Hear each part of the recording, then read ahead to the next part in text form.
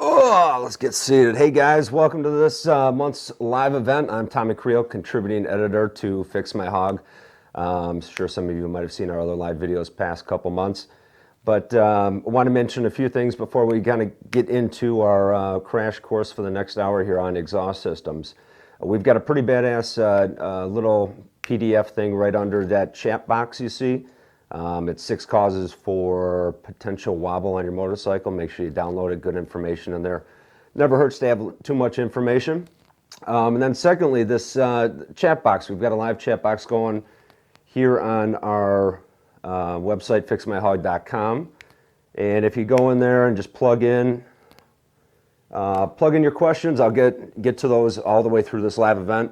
Also, we've got some that were already submitted that we'll get to at the end. So I'm planning on doing about half an hour of the actual exhaust systems, and then hopefully about half an hour to get to your questions here on this exhaust system. So a quick overview on what we're going to be going through today. We are going to, let me get this thing out of the way. We're going to be going through exhaust systems, and this is obviously our number one upgrade for, I'd say 99% of motorcyclists. You're going to go to your exhaust system.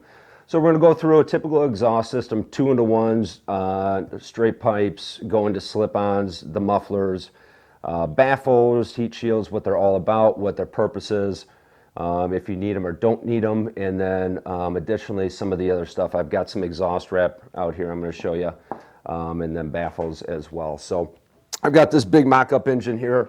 I'm going to show you guys how to install these real quick. They're pretty self-explanatory, but we're going to take a peek at that as well. So the first thing that we're going to go, let's get diving right into this. You guys are already putting questions in. Cool. So what I've got here is I've got a 2-in-1 with a slip-on muffler exhaust system, and this one is actually a super trap, and we're going to go through the components on this one. This is your typical baffle that you're going to see at the end of straight pipes. You're going to see a bolt right here. What that bolt is actually for is just to secure the baffle towards the end of the muffler or the end of the pipe if you don't have a muffler on there. And then this is a typical heat shield. Hose clamps right in there. Got the tabs for it. Now, a quick little tidbit of information here to help you guys. When you're using these hose clamps, I would highly suggest never going to a flathead. Go to using a socket on these. You're going to prevent any scratching on the powder coat. If you have chrome, it's going to, if you miss one time with that flathead, you're going to go right in the chrome and scratch it up. So be safe and work carefully on that and get a socket on here. But tighten these down, start them up before you actually put them on the bike as well too. That's going to help you stop attempting to throw tools potentially and getting out there. All right, now we've got, this is our muffler. Nowadays on a lot of these baggers that you see, street glides, road glides out there, you're going to have your slip-on. So whether it be a Vance & Hines Eliminator, maybe one of these super traps, you're going to have these mounting directly under your bag right here and then slipping right into your 2-in-1, or if you have 2 straight pipes coming out of there. These are, and this is also rear clamp for that tip as well. Moving on in. This is the inside of it. As many of you guys already know, these are for our sensors right here. This one actually has a reducer. So this larger hex looking nut with the threads on the inside, that actually goes in first to drop down to the millimeter size that's needed on those sensors. So if you do get a brand new exhaust system, make sure you open those packages all up and see if you have a set of these reducers in. Install those dry, and then with your O2 sensors, put your copper NICs on there, drop those in, and torque them to spec on there. And then we've got our heat shields on this side, and obviously we've got our tops that are going to go to our exhaust ports right here, and also on our other side over there. Now with these exhaust, when mounting these, my recommendation, you're going to have flanges as well that you're going to be using, and then a retaining clip. You always put these flanges in first with the bevel side facing outwards towards the motor rather than using your smooth chrome side. And slip them right over. You're going to put your retaining clip right on top. Same thing in the front. Hold it up. Make sure your gasket that's up in your front area is nice and secure up there. And then we're just going to go and push those directly in. I'm going to show you a little bit more in a bit. So parts on these exhausts, that's kind of straightforward. There's sometimes you'll see, very limited times you'll see a lot more than this, but in concept, these are most of the parts. The baffle, you're going to have your slip-on in the rear. You're going to have your flanges, retaining clip, gaskets, your heat shields, and then also, not that, and then also your clamps as well. So that's pretty much the parts list for your exhaust here. And I'm going to show you two different types of exhaust that we got. And we're going to be diving in, just so you guys know, in a little bit here to the back pressure. I know a lot of you had questions on that, what the purpose of that, how much you need, all that fun stuff, and even making your own exhaust set we're going to pop into as well. So this is off a CVO Softail Harley. All right, let's move some stuff so we're not scratching. I think we're good there. This is off a CVO Softail. And these were two straight pipes coming out, shotgun setup, pretty much on the right side of the bike. As you can see, the pipes right here going straight out, one under, one over. These are the retaining clips. The retaining clip is pretty much recessed all the way in the clip. Can you see that? You zoomed in on that one. That's all right. All right, so that retaining clip is going to come up, butt up against here, and go in. But this is a different kind of setup, what you'll see. When you do get your exhaust, you're going to see different kind of setups. You're going to see either ceramic coating like this one, where it's more of a flat or a matte black. They also have gloss black and chrome as well. So again, we're going to be going through a little bit more of that in a little bit. But this is a different kind of setup that you're going to see with your header setup. And Vance & Hines has quite a few of these as well. All right, let's dive into all this. All the fun stuff. I want to make sure I got everything down for you guys. Lastly, with the mounts on your exhaust system too, that will be another component. Take a look at what you may need for mounting this. A lot of M8 models now are going to have a different clamp that's going to space off the exhaust, so that should be coming in your kit. Some of the older Road Kings and Street Glides, when I say older, 06s, 07s, 08s, are going to have an attachment as well for the clamps. But you're going to have one of these clamps in the back. It's going to come off right under your oil pan, secure your crossover member to the other side of your bag. And that's going to be one of your mounts. The other mount's going to be right under your timing cover. And the other two mounts, as I already mentioned, are going to be right under your bags. Those are going to be that straight plate that you'll see right there, two bolts going through, and then that rubber grommet to help absorb all those bumps and action that back end's getting there. Are you able to get that? Looking good. All right, looking good. All right, here's we're gonna get into putting one of these on. And I won't bore you with this. We're gonna make this fun. All right, so what I've got here is mock-up engine. These are pretty nice, and I can't lie, this is about 5 pounds, that's about it, so I'm not that strong. Have a good angle on that. All right, so when we're mounting our exhaust, whether it be just a header set or something like the Super Trap, the first thing that we want to do is, number one, put our exhaust gaskets right in here, seat them well. What I actually use is a bearing race installer for the necks. Simply being, if you look at these exhaust systems, man, we got a lot of stuff up here. If you look at these exhaust systems, top of the headers, you're going to see that tapered element right on the top here, right behind the lip. The reason for that, it's going to seal directly into your gasket. So that's why I've got, in different sizes of course, these race installers as well. Put the gasket right in top, on your exhaust port in here. What we're going to do is take this in, lightly tap it with a rubber mallet, and seat those both well. I like to run my finger around, make sure it's smooth. Same thing on the outside. Run your finger around, make sure it's seated in there pretty well. And that'll avoid any potential leakage or issues down the road of that gasket wearing out. Now, before we jump in, gasket usage for you guys.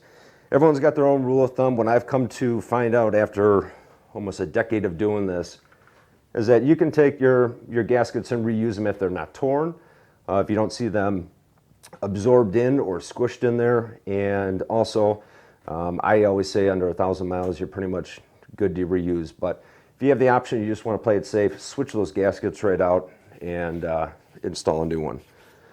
All right, so gaskets installed for this. Next thing that we're going to be doing is the exhaust headers are going to come up to both these areas.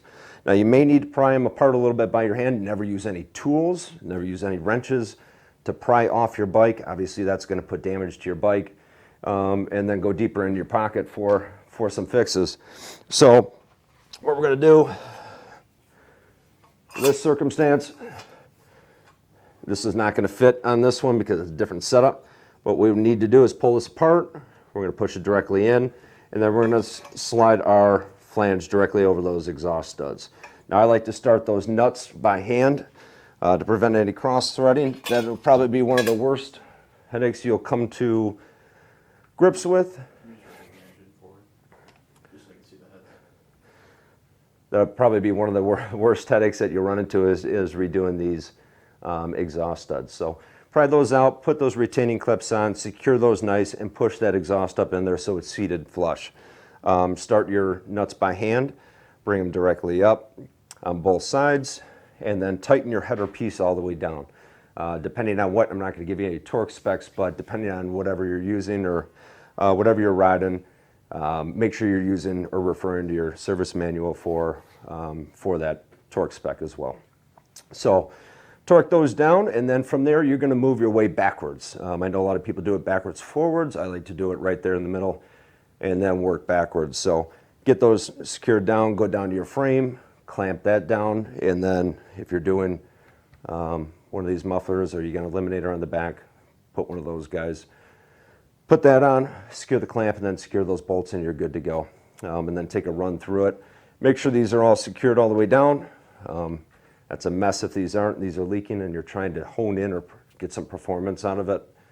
Make sure those are in good shape. You see that good? All right. All right, so for installation, that's typically eight or 9 times out of 10, that's what you're going to be going through. If you're concerned about scratching, or you're like the guys with me in the shop, we put tape all the way down, we put rags all the way down, even over the fins. We'll put it on the actual exhaust, and that's your first layer of defense of anything getting scratched up or becoming a headache for you. So when you're putting these on, make sure you're getting your work area all clean, getting those rags down to prevent anything from falling. It happens to the best of us, so don't feel bad if it does happen. Just take your time while doing it. All right, and then once we get that installation all done, what you're going to do is move on to your remaining heat shields as well. So we're going to be putting this heat shield on and then the tip, and then running through it, making sure everything's torqued down to spec, everything's tight. Our O2 sensors are all hooked up, and then anything else that you may have taken off during that installation, and then rehooking up that battery, you'll be good to go for installation. So you'll be back on the road in no time.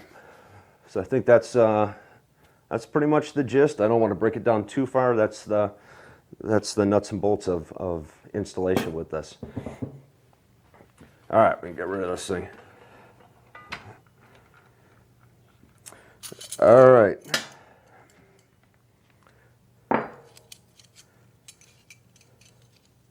So we're going to do, I think it's going to be beneficial for you guys to take a look inside one of these mufflers. Might be a safer bet than doing it in your garage right off the bat.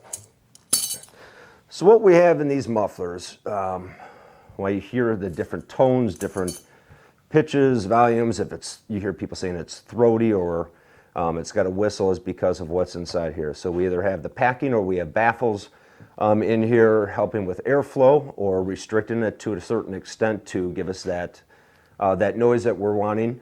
Or two, if your long-term goal is to get performance out of your bike, you're going to have quite an extensive setup, not only with your exhaust, but likely with a tuner, an intake, and then you're going to be going back to fine-tune that. But for our measures here today, we've got baffles and padding inside here to help restrict things, airflow, and then also discs. So this super trap setup,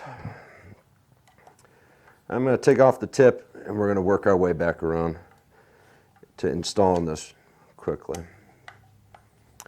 Yep, correctly. And while I'm loosening all these bolts, we wanted to mention we just got done doing some Milwaukee 8 upgrades. We actually did a 2-into-1 exhaust with this super trap. We also did a Vance & Hines with eliminatory slip-ons 400s, and also some intakes set up. So those videos will be out shortly, and make sure to come back and check those out. And then we also have some videos on exhaust stud removals and everything you pretty much need to know to do it yourself inside your garage. So check those out on the site. Now while disassembling these, I've seen people go through and you like to use their power tools on this kind of stuff and say, well, we're getting the bolts down secure and then we'll go down and torque it. And that's not necessarily why you don't want to use those things. With power tools, using them on bikes altogether, you're actually avoiding any potential alerts to yourself about cross-threading these bolts in. So you can pretty much feel that cross-thread coming into place, or it's going to get over tightened or not even aligned. You're going to feel it right here in your hand rather than having something just drive right through that. So I know this is a little bit longer, but take your time with it, and those power tools can cause double the work for you if you're not using them correctly. All right. I'm going to keep checking that chat roll for you guys, so if you guys have any questions, drop them right in there. I'll get around to reading those out and getting going. Trying to get you some answers.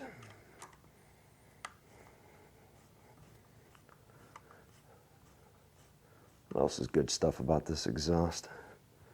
I guess I can go over the finishing as well right now. So if you were, and we're going to cover this a little bit more, by the way, if you were to get exhaust set for some reason in raw condition, which they do have out there, and it was your choice to get something, either ceramic coated or chrome, there isn't a special quote-unquote benefit to having either or. It comes down to cosmetics. The chrome, obviously, you're going to get a more gold or bluing towards the tips, towards the top of the headers. And then also, you won't see that as much if you're getting a darker ceramic coated exhaust set. So there's pros and cons to both of them. With the chrome, what we use is actually a blue gun to get rid of that. And you want to use that within the first 500 miles before that becomes a permanent feature on your exhaust pipes, which I've been guilty of that, I'll admit it. All right. So SuperTrap's little famous spiel here is all these discs. I think we got 22 of them to be exact. We don't need those anymore.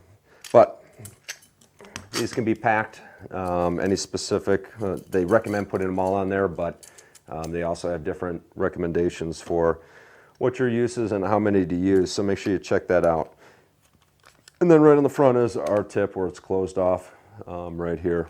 Air is escaping right through the tip back here and all these discs, so it's not directly coming all the way through here.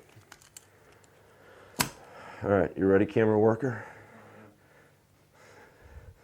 All right, here's our internal. You get on that? Good? All right, guys. So this is the internal of this the super trap again. As you can see, there's more or less graded metal right through the entire sleeve here. The outside is packing or foam, whoever, depending on the manufacturer, everyone's got a different term for that. And that's helping with silence the exhaust system itself, and then also for EPA. You got to love those guys. They're always chiming in on all this stuff. So that's helping with exhibiting pollution.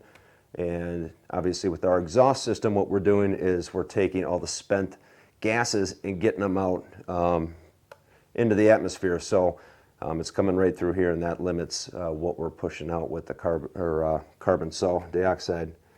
So that's the internals for some of them. Other times you will see on some of the older soft tail models, and then always all the way back in the early 2000s, you'll see these guys where they're slipping directly in. They'll pretty much be coming in right on here. They'll slip right in. Obviously, we're going to have the right outer diameter pipe for this, and then it's just going to be directly in there. So this is what EPA and all those officials look for to make sure your baffles are in there and you're meeting the regulations. So that's the fun stuff. This is where we're at. We're going to pop this back end off as well and get this out there. Show you what we're really working with. And again, if you're working on your exhaust and you're making modifications, as I got this I've got that blanket down here. Make sure your work area, you're not going to have it directly in the wood. It's not going to come. Make sure it's directly in the wood. Not directly in the wood, sorry. Let me focus here. Not directly in the wood, and then you're preventing any scratches to it. So, all right, I don't want to kill our time here trying to get this off. It's going to take some finagling, but the inside of these mufflers are pretty much universal. That's what we got. We got the padding, if not a baffle in there. If you want to upgrade your noise and get a more throaty sound, you have that stuff in there. Refer to the manufacturer. They're going to probably say don't take these and do not remove them because of the issues that we run into with EPA, but everyone's got their own decision. So make it wisely. I'm not saying yay or nay. All right. So that's our super trap again. I'm going to see if you guys, what questions you guys got. Make sure you drop them in.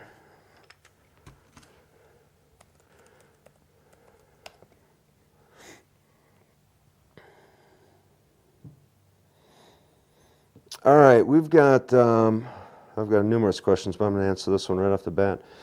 Excuse me. All right, Dave. All right, Dave's wondering if it is necessary to upgrade the air cleaner when you install slip-ons. Again, refer to the manufacturer, but from our experiences in doing this day to day, you do not need to upgrade the air cleaner. That's obviously they go hand in hand pretty much, but that's not necessarily needed during that. If you're going for performance and you want to, and say you have a tuner, something like this, what we did put on one of the Milwaukee 8s, then you might want to look into doing that because it's going to allow more air to come in, allowing more air to go out, and then you're going to be working with tuning your sensors, your timing, advancing that or retarding that, and then you would look into it. So cut and dry answer, no, you don't need to right off the bat if you're just a daily rider out there scooting around. Otherwise, if you're going for performance, yeah, you'll want to take a look into getting a more performance tuned air cleaner as well. Welcome to the chat roll.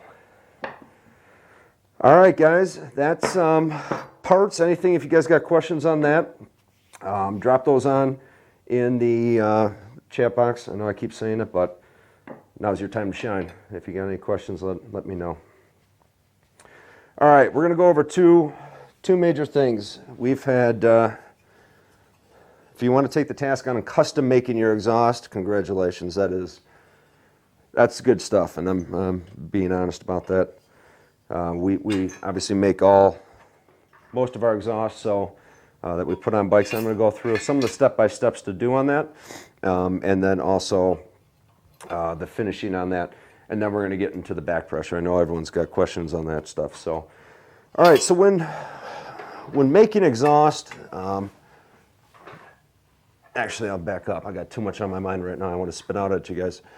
If you are buying exhaust number one and to put on your bike, and for say it's a used setup that you have, we've had people come in and say, you know, what should I look for in buying a used one if it's not new?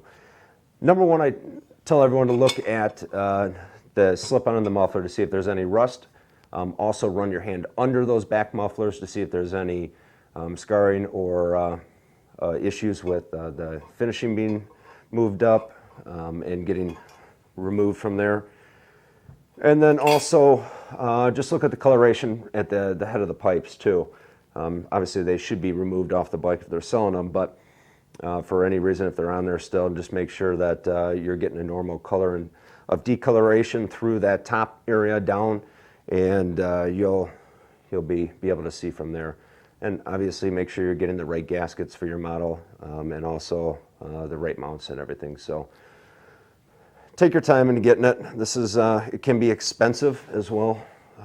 Exhaust pipes, as you know, are $1,000, $1,500 around there for a true setup. So just scroll down to there's a question about 210. We got questions. All right. 2010 Ultra. Thank you, Zach.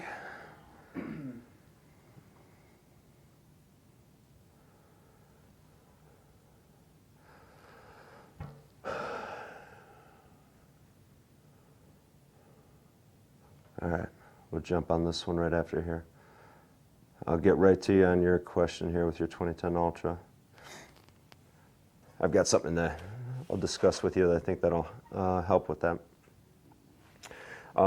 Quickly, before we go into all these questions and the back pressure, custom making one of these guys or modifying an existing set that you have, it's actually more common than many people would think. Two of the larger items that we like to mention with people is that to watch your spacing and make sure that these pipes are away from all moving parts. So what we typically do is we'll start from the exhaust ports and bolt on directly our flanges and route our exhaust going through either the top of the tappet blocks or under that. But when making these or making alterations to your existing exhaust, a lot of times what you don't want to do is just cut a straight cut with a bandsaw or whatever side grinder and then butt it directly back up for a weld. It can be beneficial to put a smaller sleeve in there as well, and welding through that and then working your way backwards and continue to put those smaller diameter sleeves in there, just making sure that they are the correct fit and working your way back. When you get to the end of making your altercations to it, you're going to have to finish up your welds, and we use TIG welding for everything. You can use MIG welding and MIG it around all the way and just tack right through it and grind it down. My biggest point to make here is when you're sanding these down, never take your air grinder or whatever tool you may be using, even a side grinder, and hold it directly right here, face down like this. You don't ever want to go against the pipe's grain like that, because what you're going to get is you're going to get what they call catering or valleys in there. And it's going to dip down, and no matter if you're getting a ceramic coated, chrome coated, it's going to pop right through and show, and anything that you may have done to potentially scratch it along the way too. So take that visual look. So rather than putting your grinder down like this or your sander, what we're going to do is with those high points, we're just going to go in a circular pattern quickly all the way around, making sure that we're taking it down evenly. Don't worry about getting it down right off the bat and then getting the next spot all the way taken down. It's much easier to go all the way around taking, you know, an 1/8 inch off, 1/16 of an inch off, and then continue to work your way all the way through. And then you're going to have a nice flush area with that. If you want to step it up, you can also get into belt standers for this. Something similar to this, and doing the same thing, continue to move it. Don't ever hold that tool down flush on this area because you're going to get, like I said, those areas for valleys and little craters there. And then additionally on these exhaust pipes, once you make your modifications or extend your pipe, whatever it may be, go all the way through and make sure there aren't any significant scratches. Something like, you zoom on that, buddy. A scratch like that. You there? All right, a scratch like that will actually pop through. This is fairly deep down there. So if you're going to get this without heat shields put on or exhaust wrap put on, that thing is really going to come flying through. So take your sander or your air grinder and put that right down and make sure you're sending this out in the shape that you want to get it back in.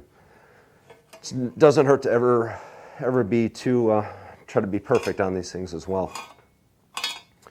So custom making these exhaust for you guys that are into the older the older pan heads, shovel heads, even going back to the flat heads.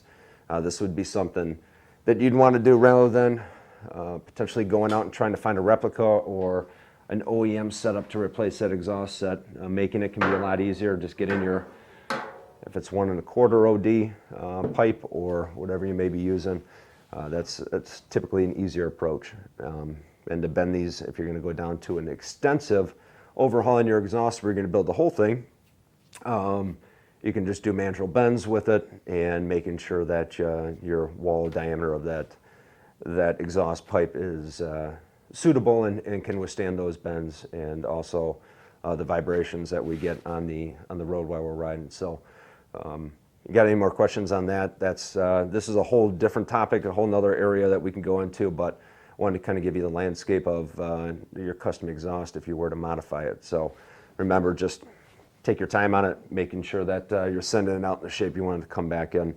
You'll be good to go. Additionally, a couple things with finishing the exhaust up.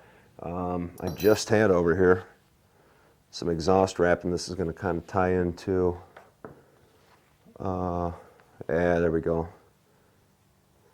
Now we got a shovel head question as well. I used to be a big fan of these when I was building my old bobbers back 10 years ago on tour. We used to do these all the time. Wrap up the exhaust. After getting it ceramic coated, we'd typically do it silver or a matte black and wrap these up. Now the big claim to fame with these guys is that these help with performance, horsepower specifically, just because they are helping to retain heat and give you a better jump and burn those gases a lot quicker and helping it exit the exhaust pipe better. That's what they continue to the day to say. Now, I'm not going to say if that's true or not because I actually don't have a definitive answer on that, but we were going after more of the cosmetic look, to be honest with you. So, but that's the purpose of these. What they say is it will help with horsepower, whether it's 1 or 2 or a very small area. It's still an addition. So finishing your pipes up, back on that, with using these exhaust wraps, there's even copper out there too, by the way. What we do is you're going to wet the entire roll. Typically it's a 25 or a 50-foot roll you'll get. Put it in the sink, turn hot on, and let these things soak. And literally you want to pull it out with it dripping. And the reason for that is right now, there's a little fiberglass in here. This is very rigid and it can't move too much. There's no ability to stretch this out. And when you get that all wet, what you're able to do is make this small 1-inch area pretty much 1 1/4 inches. So we're going to start at the top of the exhaust pipe.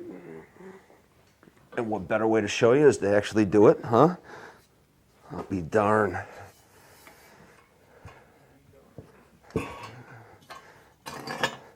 Making sure also that your flanges are already pushed all the way up. Because believe it or not, once you start going at it, and you're not going to have an oxygen sensor on your older bikes, these won't go over the top, so you'll be kind of SOL on that. So we're going to start, can you see right there? Yeah? All right. So you're going to start right here. You can even put a zip tie around, fold it over, and then pull it over. And once you get that first one down, it's pretty much solid. You don't have to worry too much about it. But then continue to put some pressure and pull on this area and continue to wrap it all the way around. Now, I'm big on matching, having these distances match, just because could be a fanatic on details. But as you can see, can you see this right here? All these layovers, you just want to obviously make sure they're equal distance all the way down. And then all the way to the back end, you can put metal cable ties. You can put heat shield clamps on there as well. Those hose clamps, sorry. And you'll be good to rock and roll. Don't ever put zip ties. Believe it or not, I've seen that a couple bikes in Sturgis before. And apparently your exhaust gets hot. And they're made of plastic, so they'll put 2 and 2 together. They'll be going down quickly. So that's one approach to finishing up your exhaust, or even if you have an existing exhaust, and a lot of road glides and street glides out there that are customized to the brim now.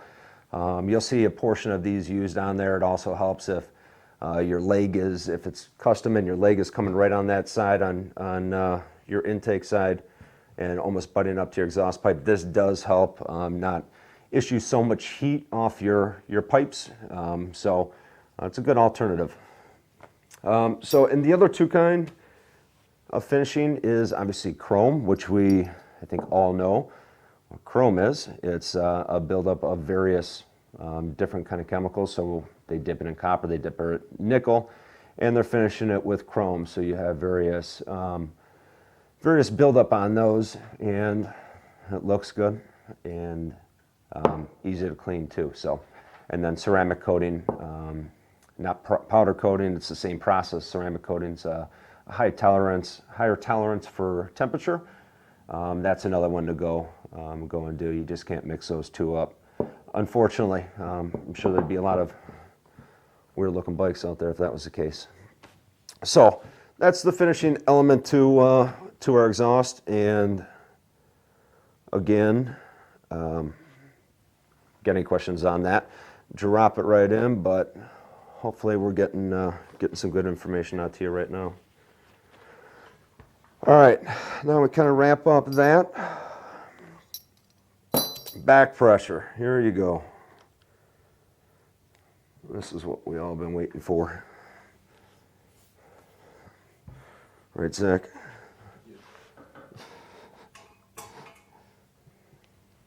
All right, we did have a question already come in on back pressure, and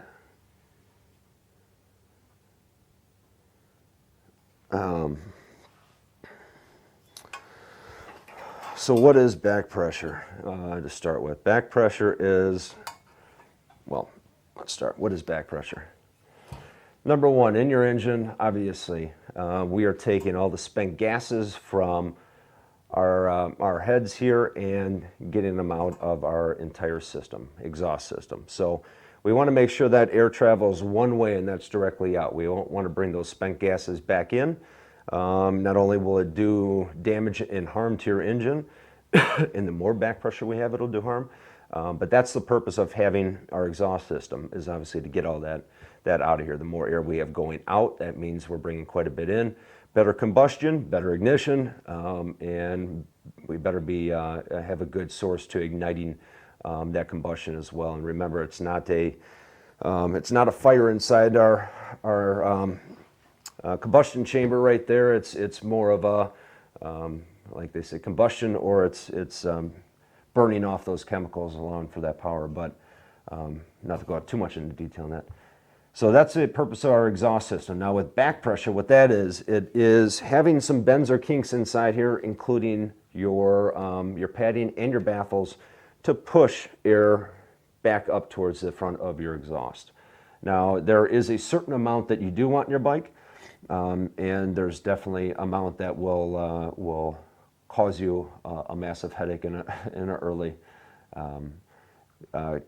deterioration to your bike as well. So, answering the question that we have, and I'm going to kick this off with this whole discussion. I believe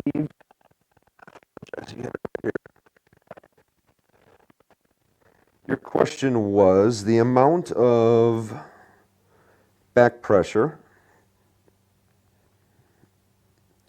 Pardon me 1 minute. I want to make sure I get this question answered correctly for you.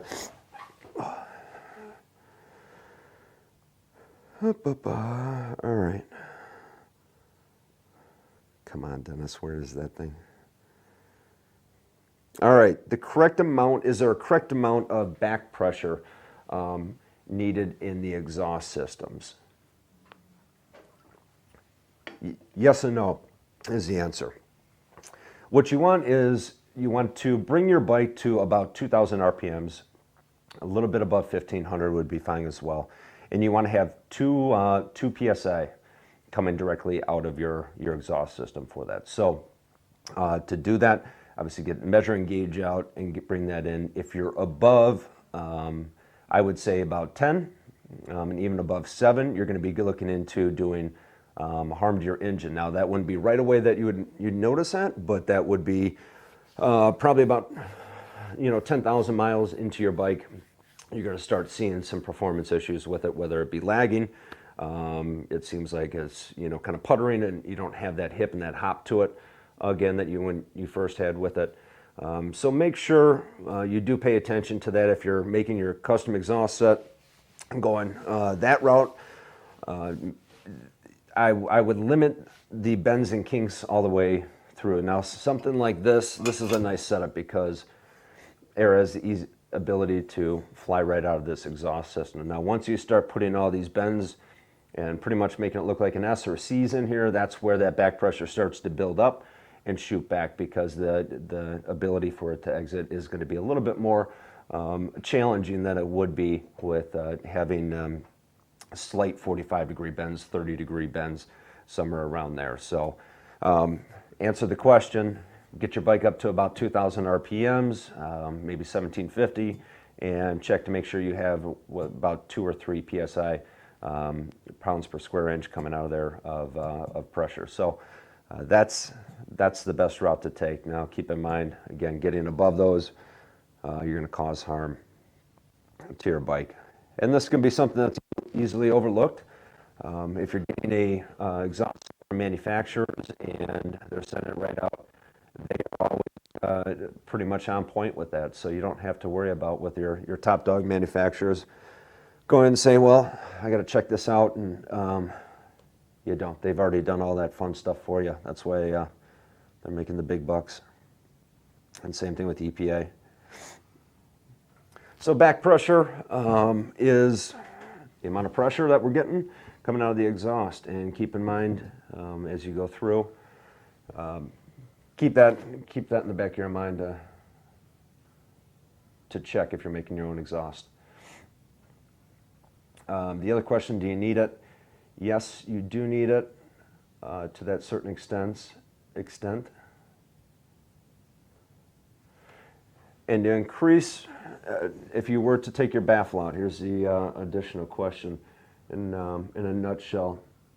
What if you were to take your baffles out? And I know this is your go-to gig for having a more throatier exhaust system or having it sound better.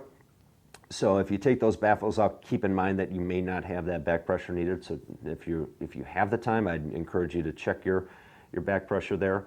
Otherwise, you're still in a safe zone with it, but taking the baffles out is not only affecting just the sound. Keep in mind there's a lot of determining factors under that too that's going to lead back to the main thing, and that's your drivetrain, your motor, all the way to your primary too. So keep that in mind.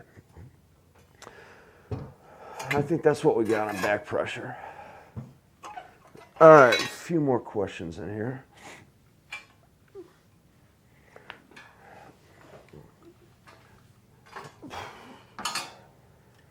Whew.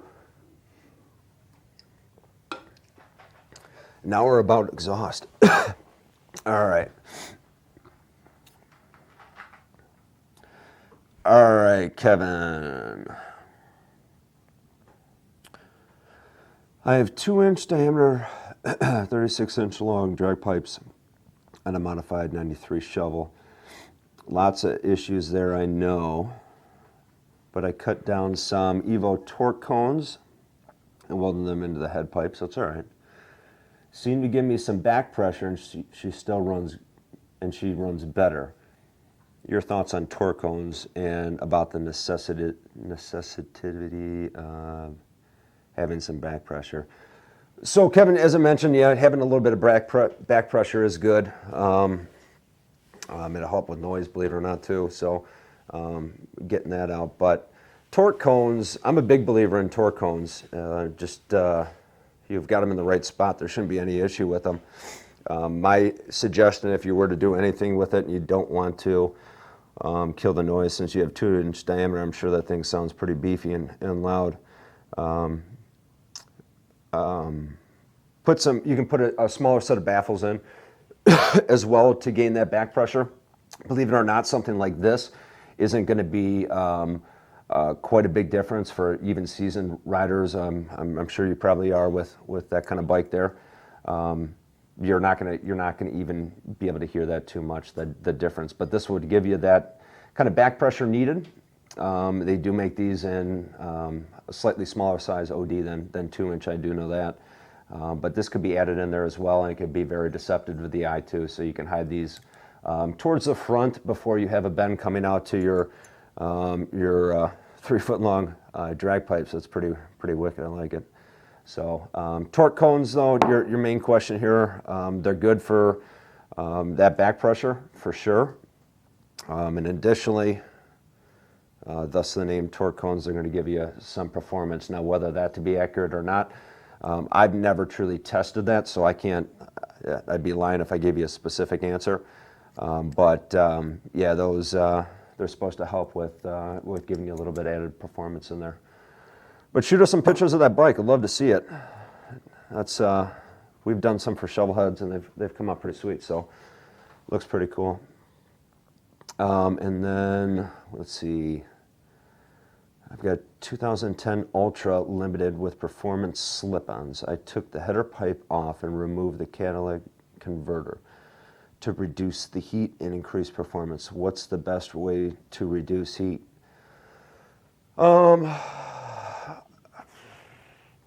I guess, sorry, let me read that once again for you guys. We've got a question. I have a 2010 Ultra Limited with performance slip-ons. I took the header pipe off and removed the catalytic converter to reduce the heat, increase performance. What is the best way to reduce heat? Now, I guess reducing heat, one of the ways I mentioned earlier, and I'm sure you don't want to do this, is number one, taking these exhaust wraps and putting them through. You can even do it under your heat shields. On a bike you probably have there, I'm guessing if you have slip-ons that you're going to have heat shields on whatever exhaust pipe you have, or exhaust set. You can add these under your heat shields, which will help prevent and hone that heat into your moving parts there. So this would be a recommendation. Now, going after permanent, excuse me, lunch is back, more permanent options, we've never run into this issue too much. So the catalytic converter would have been the first and last thing I tried on there. We'll get, I'll look that up a little bit more and talk with my colleagues here and get you a better answer on that. But my first go-to, catalytic converter, taking these off. And then actually you can fine tune it with a tuner as well. A fuel pack, I'm sure many of you have seen these in your stage 1 kits that you've probably already done. This is a fuel pack, Vance and Hines, right here. And this was another upgrade we did to the Milwaukee 8. By the way, those will be dropping here in soon. But taking this in a fine tuner right into play, you can go into adjusting the oxygen sensors. You can go into your timing. I mean, there's numerous things as well that you can adjust with this as well. To help cool the pipes, you can add a cylinder cooling fan, like Yeah, those are usually. They probably didn't hear me. If you want to repeat it. So one of my colleagues right there was talking about additionally helping with reduce the heat. You can put in a cooling fan right in the front, and then also lug jugs and working with that. But back onto the tuner, for you guys with newer bikes, even your 2010, this would be something you can look into as well, and downloading and going through their specs and getting that thing pumped down. All right, let's see where we're at. A few more questions, guys. Shoot them on in if you got them. We'll get to them here. I did want to mention this Milwaukee 8 that we did. We had the guy bring the bike in, and there was some slip-on mufflers that we had in the back for obviously the dual setup. And immediately when we took the pipes off, under the pipe was all rust, and we had rust running out of the muffler as well. Number one being that the pipe was probably stored and improperly, and also had condensation building up in that muffler. But number two is also the manufacturer of that. And I mention that because you really do pay for what you get in this kind of circumstance. So if you are going with a lower end Amazon kind of deal, take a look at what you're really getting, because that exhaust set may only last you a little while at a time and may do some harm to your bike overall that you don't obviously want. So when you're researching and going into putting your exhaust system on, whether it be for performance, whether it be for looks or sound, make sure it matches up with your long-term goal, and that you're not shorting yourself on anything. And if you are doing your exhaust and you have the money to upgrade on this additionally, I would suggest going up and doing an intake of some sorts to help further that exhaust system, and it will help with getting that throatiness or pitch out of your exhaust, and then also getting into a tuner to combine and bring all those components together as well. That will really help. So it's when going through your exhaust system, I know everyone jumps right off, and you get that pretty bike off the showroom floor with 5 miles on it, and you got 7 miles and you're already ripping the exhaust off. Take your time, get a good set put on there, and make sure you're paying to the small. Make sure you're paying attention to the little details in these things. They do pay off, and you know, there's a lot of sayings with your bikes. You know, it's like your old lady. So treat her right and do it the right way. So. All right, guys, shoot the questions in. We've got a couple minutes left, so I'm gonna go through just a few more things that I may have skipped over, or may not have skipped over as well. Performance. All right, what performance-wise on these? I know performances can be a loosely used term as well. I've got buddies that have performance pipes and performance intake, but they ride like they, you know, are passing someone on the shoulder barely, and they ride slow. So they use the name performance for that term. But performance on these all comes down to your tips for the most part, and the back pressure, and tuning in your sensors and all that. So there's a big factor of getting that performance component put together. And if you want, shoot a question in. I can put a list together for you on how to make sure you get everything in par. But if you're going after a performance side and you truly want to get it quicker, and you want to get it faster, or gain some horsepower out of it, the first thing you should do when getting a new exhaust pipe set after purchasing it with the manufacturer is to take a dive into a tuner at least, and make sure you're able to fine tune that as well. Thanks for the answer. Also have a 2017 Ultra Limited.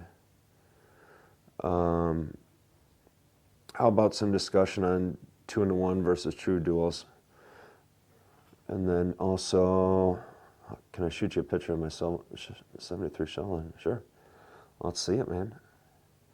2-in-1s versus true duals. I'm a big fan of true duals versus 2-in-1s, not only because of the airflow, but also the ability to put them on as well. With that Milwaukee 8, we did true duals on that, and that was probably one of the easier setups that we did on there. If you're doing this at home as well, I'd recommend doing that route. Your crossover member in the back is going to be your only hiccup on that, and same thing with the mounting bracket in the back. But if you're looking at it from a point of I guess maintenance and long-term usability and making sure it lasts a while, I'd take that in with the 2-in-1s. You're going to have less parts, obviously. They can be easier to maintain, but also that you're cutting out some horsepower as well, just due to the fact that we're just going straight out. So there's a whole laundry list of pros and cons to those, but for a general rider, and I'm not assuming you are, but we'll put that out there, that general rider, I would assume that you look into the maintenance factor, you're looking into making sure you're getting your money's worth of it, and then additionally making sure that it's going to last you a long time. So you can make your opinions on that, but again, for me, it'd be the true duals, and the 2-in-1s are a lot easier to maintain. And if you're looking to mix things up, go with the 2-in-1s, but big fan of the true duals and their performance side for me. And additionally, you're getting a better sound out of them as well, just because you're actually getting airflow to both.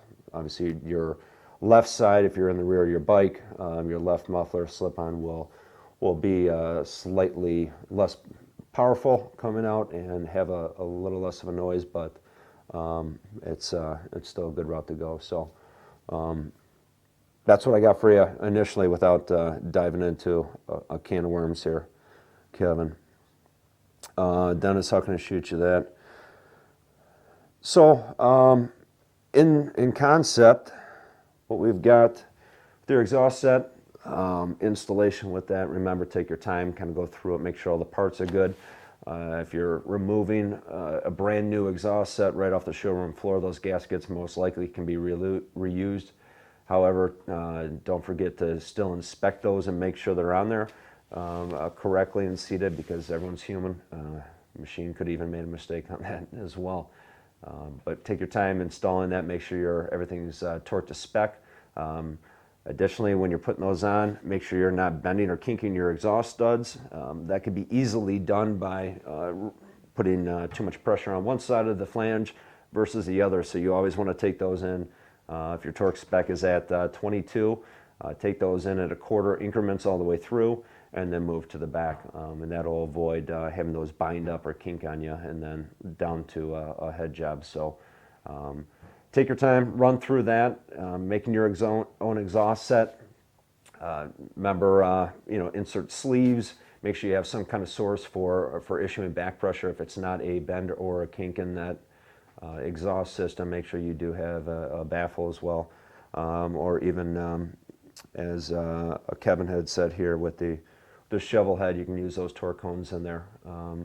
However, they're not used too much as they were used 10 years ago, but they're still out there being used quite a bit.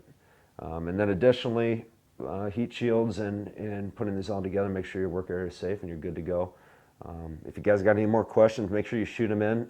We'll be popping up, and I'll be able to help answer some after this live event for you as well.